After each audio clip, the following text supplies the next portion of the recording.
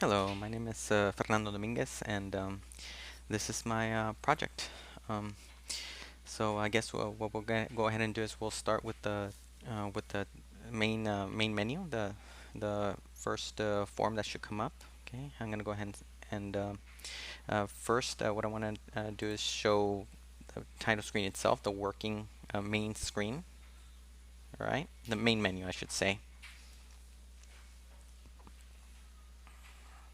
Okay, so this is it. Let me put this over here on the side.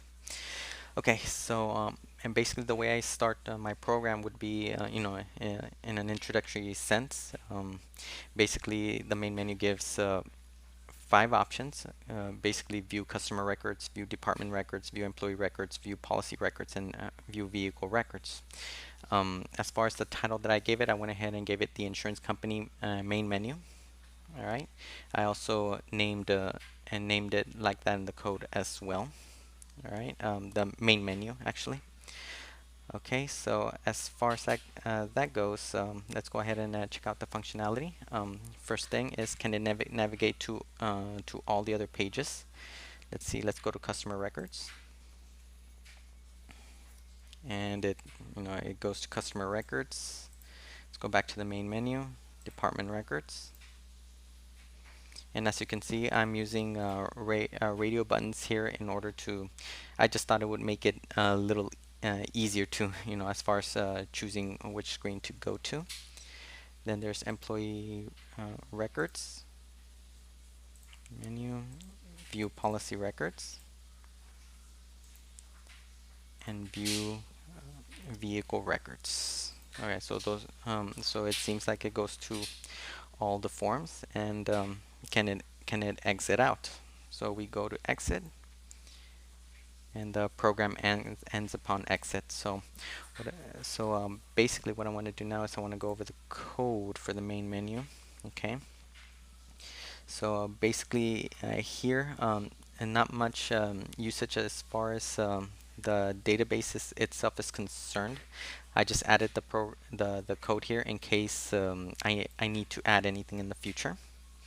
So as far as the objects go, I of course named the go button, the go button here, and the way it works is it gets all the instances of the customer records form, department records form, employee records form, policy records form, vehicle records form, and it takes them, and all the variables that have been declared, as you can see here, are used in if statements. And depending if the the proper radio button is clicked, and which means that it's true, then it will go to the corresponding page. So just like here, my object for so what this means here, view customer choice, that would be this radio button right here.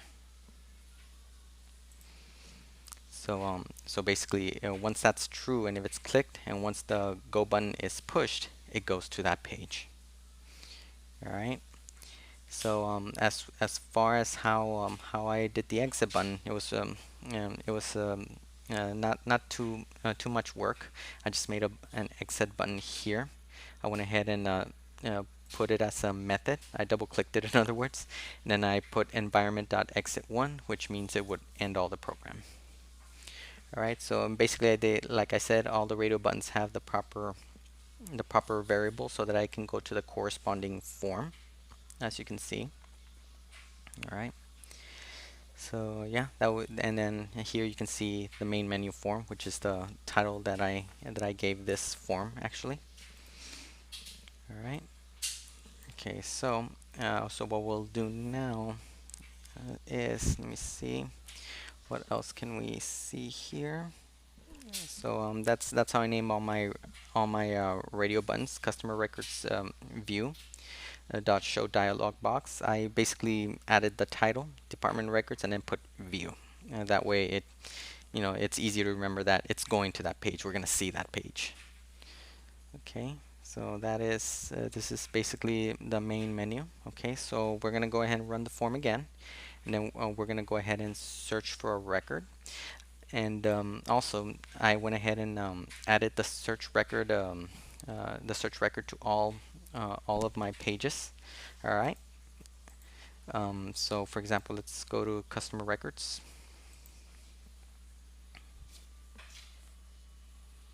Now let's go ahead and search for records under this table. All right. So as far as the title of it goes, I named it the insurance company customer records. All right, and I gave it a title here in blue as well, just to catch the eye. Okay, and also I put the grid view here in case we need to look at the records as a whole, or if we just want to look by policy number, we can. What I did here is I went ahead and used the combo box, not only in this form but for every form, in order to initiate the search. That way it could minimize any type of user error. All right, so we go ahead and click here, and then we go ahead and look for any policy number that's populated here. So why don't we go with this one? And then we go to search, and there you go. We get Tony Sanders, 189 Lincoln Avenue, Charlotte, North Carolina, 27006. Policy start date, May 16, 2019. Policy expiration date, May 16, 2020. Okay, so let's go ahead and confirm over here. Let's look for for policy number 36. Okay, 363636. There you go. And that's it. It's right there. All right. Okay, and let's see. And also, if we want to view it here, we can go ahead and do that as well to confirm. Oops.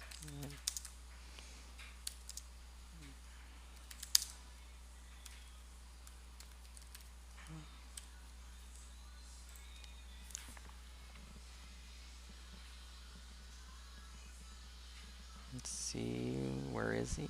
Right there, and he's right there. All right, so let's go ahead and now look at the code. Let's go look at the code for customer records and how the search is conducted. Main menu and exit. Okay, so it's the second form. Okay, so basically here, the connection to the Oracle database is needed to the tables as well. Okay, so this is how I go ahead and initiate the string and the connection. And over here, I go ahead and I went ahead and made a method out of loading the form, because that's how I initiate the grid view. Okay, so basically here, this will define the connection and also confirm that the connection is now open. And these two commands right here. And what this does here is this establishes the SQL command in order to populate the grid with all the table user information. So it's basically just like earlier what I typed in, select everything from P underscore customer. All right. And then what that does is it creates the data table, and it goes ahead and it pulls all the data here that's being requested, and it finally fills it out on the grid view, which I named customer info database. All right, and then as far as the policy number goes, the combo box, I went ahead and named the combo box policy number storage, because that's where all the policy numbers that are pulled are gonna be stored. So here I went ahead and made the string here so it can initiate the policy number, so it can get all the policy numbers from P underscore customer.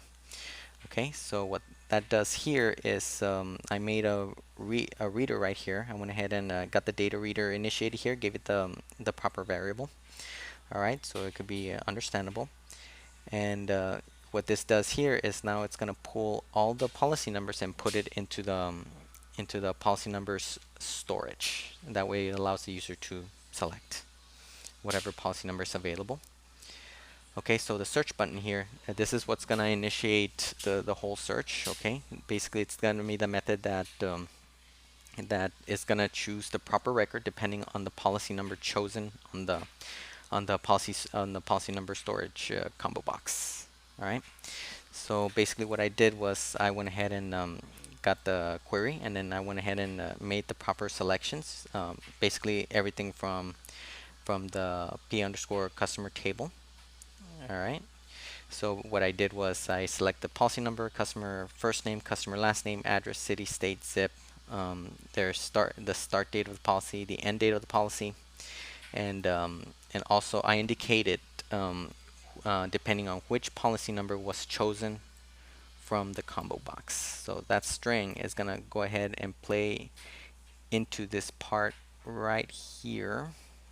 Let's see. Right here, once it's clicked, and it's going to go into these variables which start off empty. Okay, I named my labels close to what I named them in the in the Oracle database, such as policy number holder, and I put all of them as holder for the labels. That way, I wouldn't get confused with the combo boxes or with any other items I was trying to name. So I named them policy number holder, first name holder, last name holder, address holder, and so on, as you can see here.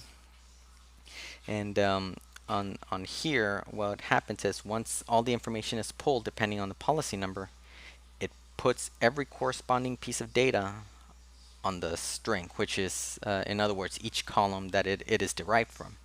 So now the the policy number holder is now populated with the zero string, or the zero index, which is the policy number, then the first name, the last name, the address, city, state, zip, and then start and end date. Okay, then of course I go on and close the connection.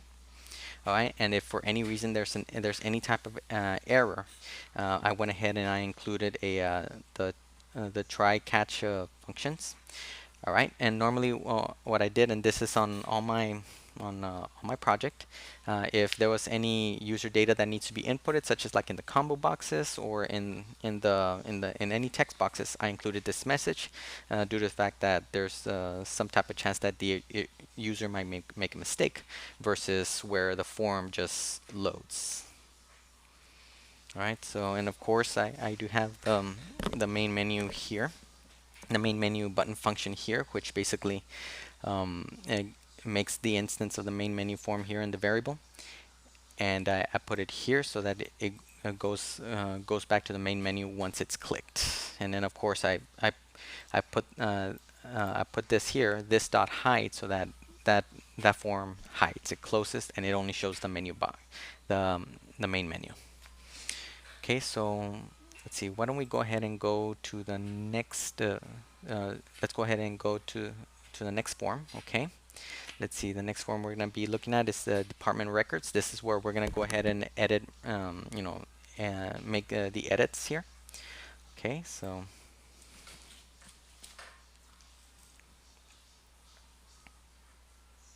all right, so we're going to go ahead and view department records. I'm going to go. All right, so this is the department records. As you can see, I went ahead and added the grid view right here as well, just as a reference. All right, and what we're going to go ahead and do is first let's search for a record. Let's look for the very first one, Q sales, quality sales. So department ID 1234, Q sales, personal auto, premium sold is 634. $63,400,000.50. Expenses $5 million. Profit and $229 million. And as far as the department bonus, that would be $229,000. Okay, so let's go ahead and do the edit. Let's get this one. All right. Let's put the department name. Let's say I want to change the department name to R sales. All right, and then line of business. Let's change it to commercial auto. Premium sold. Let's go ahead. Why don't we change it to 5? Right there. So now they made a little less, $53,400,000. Why don't we keep the expenses the same? Or you know what? Let's subtract. Let's subtract $1 million. And then here, let's subtract 100 million right there. And last but not least, bonus will have to be lower then. So let's go ahead and subtract $100,000 right there. We're going to go ahead and save. Click Save, and it says here department records have been successfully edited. So let's go ahead and as you can see here, it's Q sales right here. Once we put refresh, now it's our sales. Commercial auto, 53,400,000. As far as expenses, 4 million, and then as far as profit goes, that's going to be 129 million, and then bonus is $129,000. And let's go ahead and look for it again here. Search, and the changes have been reflected. Okay, so now let's go ahead and look at the code. Menu, exit. Let's go to 3. Okay, so here as the same as on the previous forms, I went ahead and used the same connection here. I went ahead and opened the connection up the same way as far as to populate the grid view. The only thing I changed was what table I got it from. So here, as you can see, I got it from P_department info. All right. I went ahead and filled it just like on the previous form. And as far as that goes, the search function is the same as you can see here. This is where I put the search. It's one of the last things I added on this one. I went ahead and did it the same as on the prior page. Only thing I changed was I had to put, of course, I had to search by department ID, department name, line of business, premium sold, expenses, profit, bonus, from the P_department info, where department ID was equal to the department depth ID storage 1, which is the combo box that I use to conduct storages, which would be this one.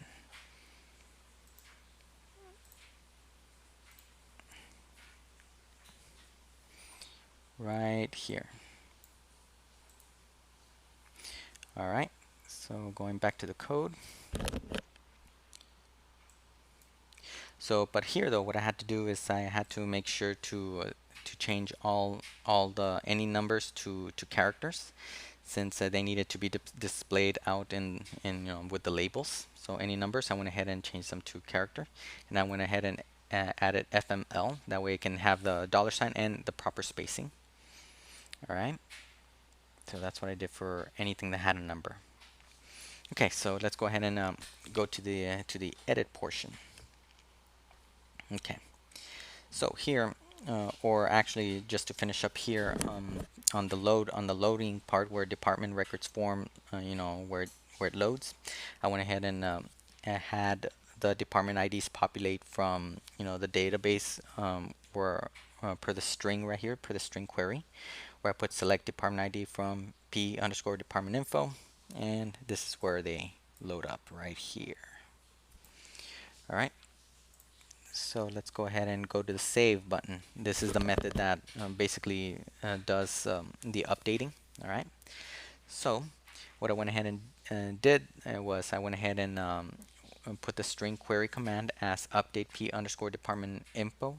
I went ahead and set it to the department name, and I went ahead and named it and named it the proper text boxes in order so that I can not get as confused. So for department name, I named the corresponding text box where the department name was going to be edited to department name holder. All right, line of business holder dot text, premium sold holder dot text, expenses holder dot text, profit for profit holder dot text, for bonus holder dot text, and then here of course where department ID would equal out to department ID storage dot text text. All right, so the department ID storage text box text would actually be the combo box right here, and the aforementioned text box that I just named for the department name, line of business, for all the info that was going to be edited are right here. Right here, as you can see, department name, business, expenses holder, profit holder, and bonus holder. All right. Okay, so this is where everything, basically where the majority of the action happens. And then I put a message here that states that department records have successfully been edited, and basically prompts the user to refresh in order to view the changes. And what I do on the refresh button, all I do is I just put the same code that I do when I load the form the first time here. I just put it here again. That way it loads the updated information. So it's just the same thing. It's just basically reloading it again, reloading all the table information from p underscore department info from that table. Okay, and let me see. And then of course I have the main menu button here, the main menu method. Basically it'll hide the page, and then it'll take the user back to the main menu, All right. Okay. Okay, and of course, as with everything, since the user, will be inputting information on the search areas and on the update areas, I went ahead and put I put the try and catch, functions. That way, it would give the user an error message instead of just terminating the program. All right. All right. So yeah. So, and as far as the title of the form goes, of course, I named it to Department Records form. All right. So let's go ahead and go to the next form. Let's see.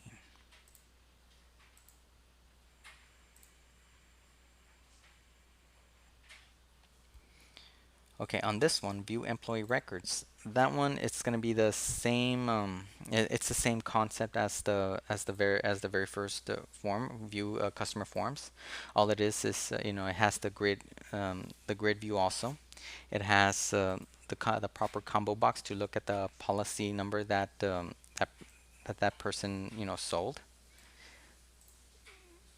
and it shows what policy number that was sold and the employee that it was sold by. So the coding is basically the same on this one. Let's see, view form, very similar. It's pulling the same information. The only difference is it's pulling it from the p underscore employee info table, and it's using employee the no, not this one. I'm sorry.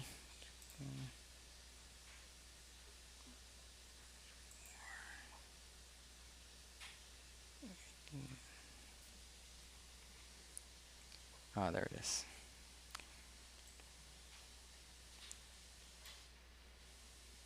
Boom. Hmm. Okay.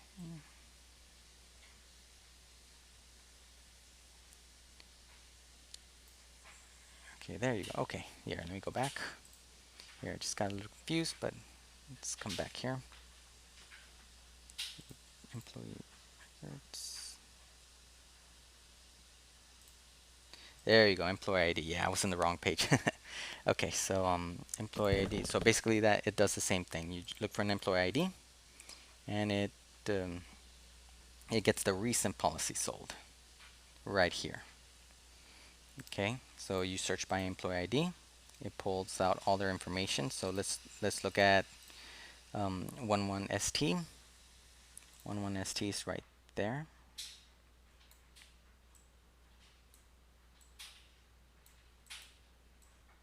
All right.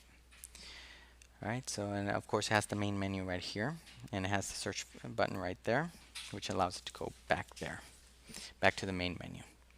All right. So as far as that goes, employee records form, it has basically the same coding as the first form, which was the customer form. Okay.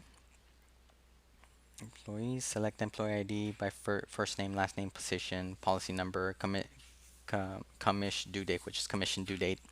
Then from the p underscore employee info, where emp ID, which is employee ID, equals to the emp ID storage dot text. Okay, the combo box. Okay, which is this one right here. All right. And of course, I gave it I gave it the proper title. I gave it the employee records form. Okay. I named the search button. I named the main menu button, which is what I did for all my forms. I went ahead and just gave them corresponding names so they can be easier to handle, manage. All right, so as far as what we're gonna do next is we're gonna go to the next one, which would be the policy records form. That one should be no different. That one is just has the the search functionality. All right. Okay, you choose a policy number, and then it brings up the proper policy number with the liability limits of that policy. If that vehicle has physical damage coverage, the VIN number that policy is covering, and any SR22 that and the SR22 ID. Okay, so it's right there. So it searches any record, and it goes ahead and finds it with no issues. On this one, search and main menu, they have the same functionality. So let's go to the policy view, policy records code. Okay.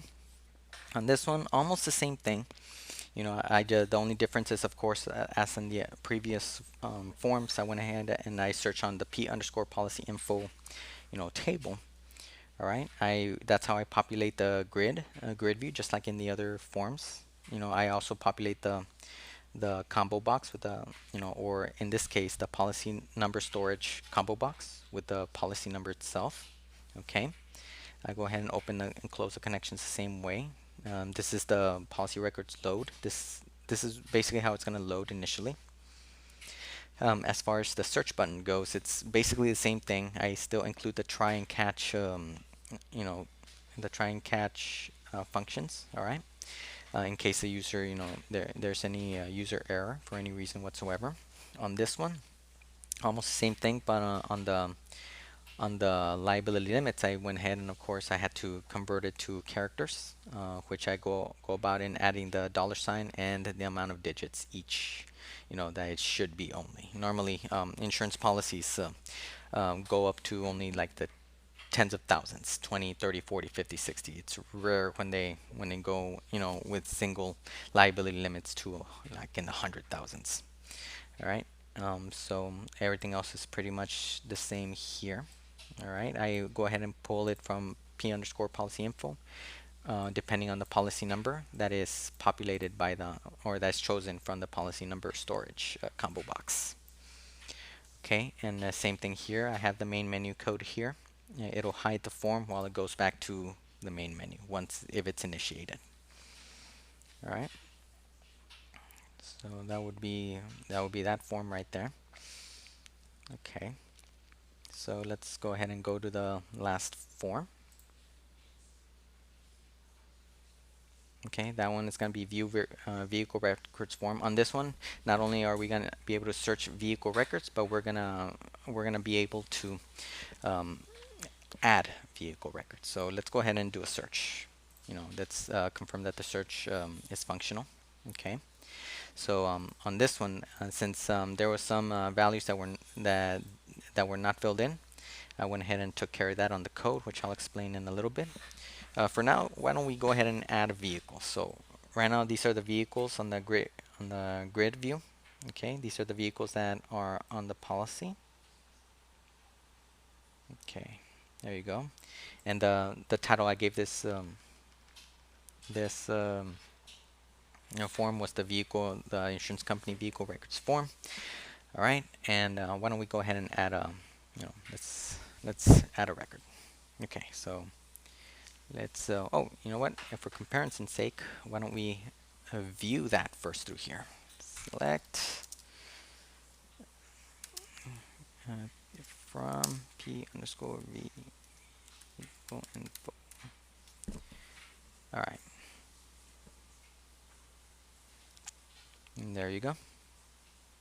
Those are all the vehicles there. Let's see. Let's sort by year. There you go. Okay, so the highest that this goes is 2015. Why don't we add a 2020 vehicle? Okay, let's do that. Let's see. And the VIN number. These are not. They're generic, as you can see. All right. So we'll go ahead and add here a 5 on that one. And let's add this to a 90. And let's switch all these all the ones to twos. Okay. Okay, in the year 2020. Make, let's put a Ford Mustang. Mileage. Let's just say it barely has 5,000 miles. All right, we'll go ahead and put that. We're going to go ahead and update. Okay, the record has been updated successfully. All right, so what we're going to do now is we're going to refresh. And as you can see here, the vehicle was added successfully, 5,000 miles. All right, and not only that, if we go to our table here, if we rerun it again, we can see it's now included. All right, awesome. Okay, so let's go ahead and let's go back to our form. There you go. Let's go back to our form and let's see. Let's go ahead and refresh and let's see. Let's search for it again. Right here, and it populates. All right, it populates appropriately. Let's go back to the main menu. Let's go back and let's exit and let's take a look at the code. Okay, so as far as this goes, I went ahead and I started it similar to the other forms. I went ahead and started it with the proper connection here. All right, I went ahead and opened the connection here as just like the other forms, and so I can populate the grid view. Okay, so I selected everything for the grid view under p_vehicle info. All right, and I went ahead and of course filled it out here, right here. And I got the information here, and it populates into the grid view, which is vehicle info database. All right, so I went ahead and then populated all the VIN numbers into the VIN storage combo box right here. So the reader goes ahead, reads all of them, and populates them here according to vehicle VIN. All right, so as far as the update button goes, this is basically where all the fun is at, I guess. Here I go ahead and I go ahead and open the connection as previously mentioned. I have the try and catch functions right here. That way they go ahead and protect the program from any mistakes the user might make. And here the command text that I use is basically I'm going to go ahead and insert the vehicle VIN, vehicle year, vehicle make, vehicle model, and vehicle mileage according to what's inputted in the text boxes, which you saw in the program, which are these right here, and which I named as such, which are the VIN holder, the year holder, the make model, the model holder, and the mileage holder, which corresponds to this, of course. VIN holder, year holder, make holder, model holder, and mileage holder. All right. So basically, whatever info is put there is going to be updated on the vehicle info table. All right, and then of course I put the message box here to confirm that the form was successful in being updated. Okay, and as far as the refresh button goes, I went ahead and did two things here this time. I went ahead and I of course did the same thing as far as reloading the grid view.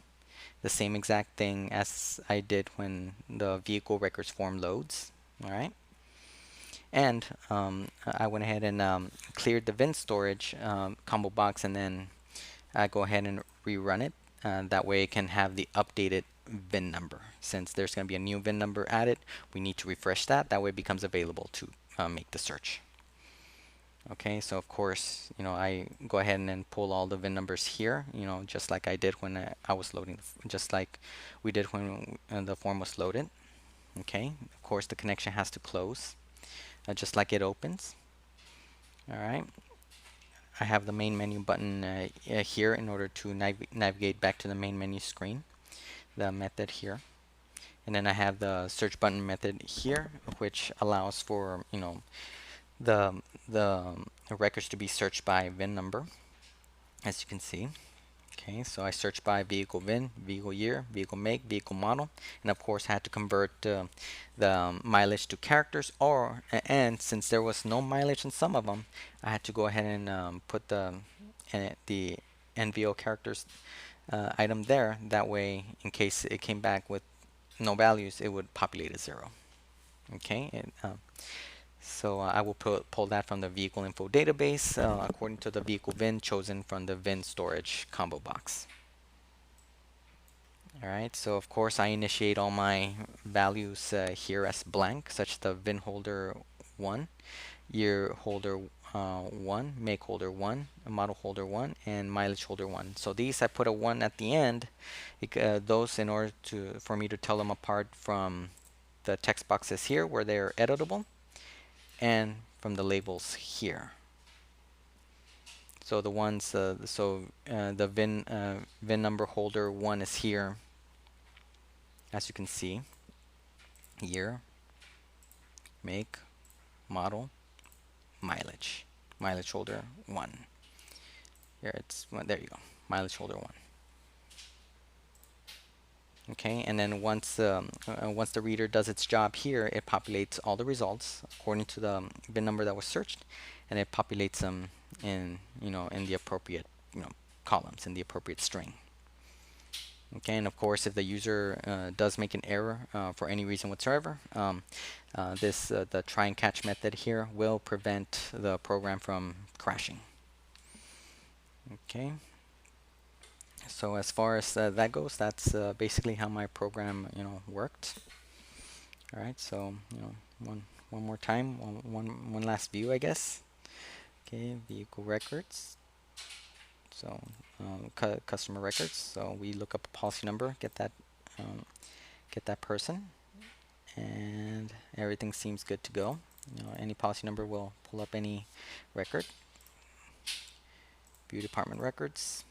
Okay, so we choose the department record right here, search, and we get all the information right there. And if we edit, let's go ahead and edit department ID 5814. Okay, let's see. Let's QSTMOP,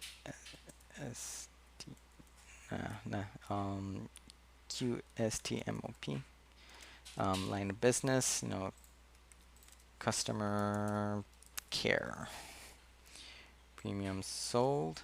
Okay, why don't we just keep that the same? Expenses, keep that the same, and the same. Save it. It's been edited successfully. Let's go ahead and refresh. Look for 5814. As you can see, everything got updated here. Alright, and then now let's go ahead and go to, whoops, didn't mean to do that, I'm sorry. Now let's go to the vehicle records. Alright. And let's go ahead and add another vehicle. Alright, let's add a 2019. 2019, let's change the VIN number a little bit. 1, 2, 3, 4, 5, 6, 7, 8. 2019 Roulette Traverse and 5,000 miles. There you go. Update, fresh, and let's go ahead and search it here. Vehicle info. Oops, there you go. Let's run it.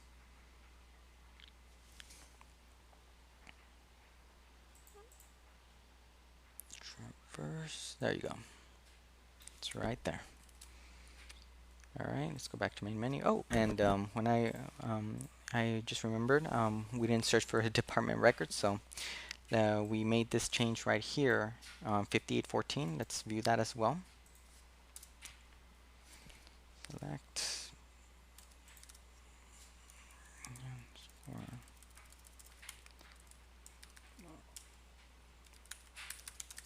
Okay,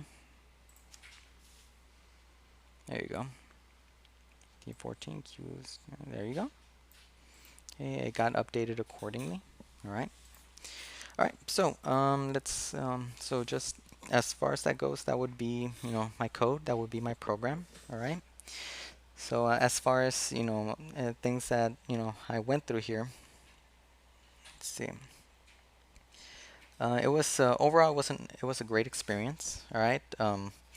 I was, there was a lot of challenging aspects, but the hardest thing basically, and I think, I don't know if some people would laugh at this, was getting started, but not because, not because I didn't want to do it, but because I was overthinking. I was overthinking on how to establish the connection. I was, because it didn't work right the first time. I guess I panicked and I tried to search for other solutions that didn't match. So as soon as I relaxed and I started to not overthink so much, I was actually able to get ahead and get results. Basically, what I enjoyed doing was making my code work, like putting in all the effort, and I was being able to not only learn new aspects of coding, but also putting them together, like putting aspects of previous classes that I took, like we're going to C#, combining them with this class and making them work together. And as far as what I would do differently, well, what I would do differently basically would be not overthink as much on anything, on any aspect of the coding. So say if I would have done that, I would have probably had, I would have probably finished, faster and had more time to make the interface at least look better. Okay, so yeah, so that's my presentation. Okay, and thank you so much. Thank you. Bye bye.